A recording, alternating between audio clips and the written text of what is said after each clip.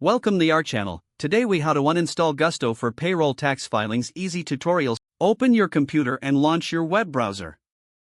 Go to the Gusto website and log in to your account.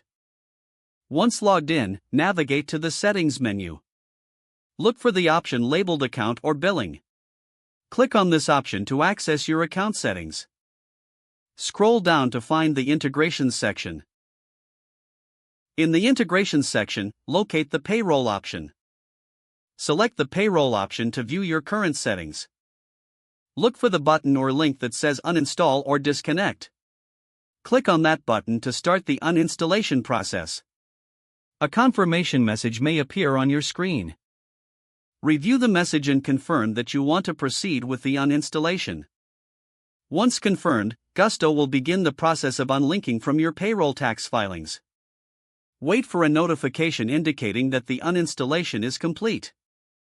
Afterward, double-check your account settings to ensure Gusto is no longer listed.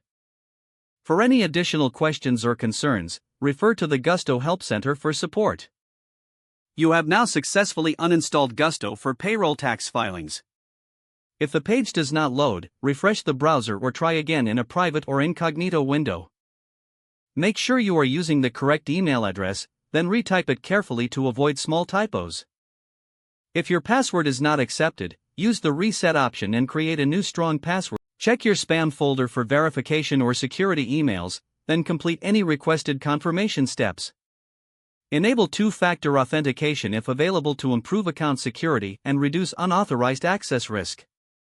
After signing in, review your profile details so your contact information and settings are accurate and current. If you see an error message, note it down and try again after restarting your device and internet connection. Log out when you finish, especially on shared devices, to keep your account and payment information secure. If the page does not load, refresh the browser or try again in a private or incognito window. Make sure you are using the correct email address, then retype it carefully to avoid small typos. If your password is not accepted, use the reset option and create a new strong password you can remember. Check your spam folder for verification or security emails, then complete any requested confirmation steps. Enable two-factor authentication if available to improve account security and reduce unauthorized access risk. Don't forget to like this video and subscribe to our channel for more step-by-step tech guides.